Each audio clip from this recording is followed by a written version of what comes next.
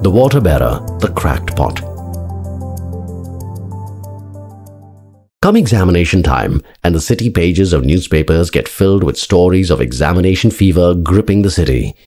The agony of misplaced hall tickets, anxious parents rushing their children to test centers through traffic snarls, valiant stories of injured kids taking their exams.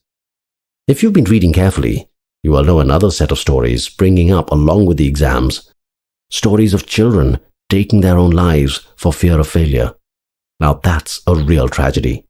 A tragedy that underscores the misplaced emphasis our society has placed on examination grades. The sad tale of people being branded failures for life merely because of their inability to score 35% marks in a test paper. When will we learn? The tale of the water bearer comes to my mind. Every morning, he would carry 2 pots of water tied at either end of a pole, resting on his shoulder. One pot was perfect, the other was cracked. By the time he reached his master's house, the perfect pot would still be full, but the cracked pot would be half empty, having leaked some of the water along the way. This went on for a while. Every morning the water bearer would reach his master's house with 1.5 pots of water. The perfect pot felt proud of his accomplishment, of doing what was expected of him. The cracked pot felt bad, guilty of letting down the poor water bearer and delivering only half the water. "I am ashamed," said the pot to the bearer. "I let you down every day. I only deliver half the amount of water I should. Why don't you just smash me to pieces?"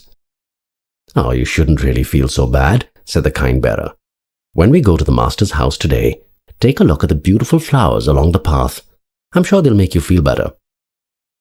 Sure enough, the cracked pot saw the bed of flowers along the path dancing in the breeze. It cheered him, but only a bit, because as they neared the master's house, he realized he had yet again delivered only half the water. "I'm sorry, I'm letting you down," he said with a sigh. "Oh no," said the water bearer.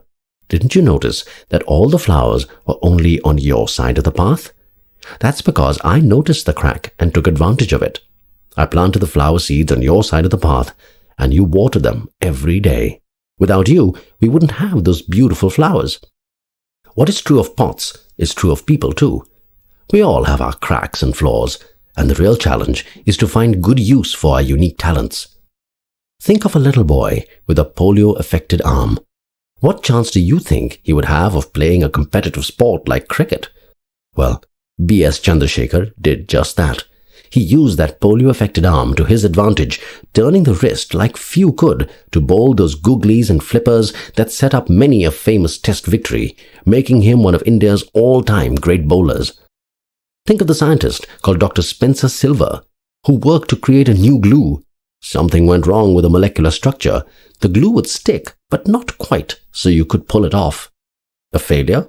Hardly, when you consider that it led to the invention of the ubiquitous Post-its.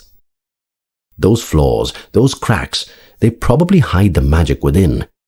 That little boy flunking his maths examination may just be a Sachin Tendulkar.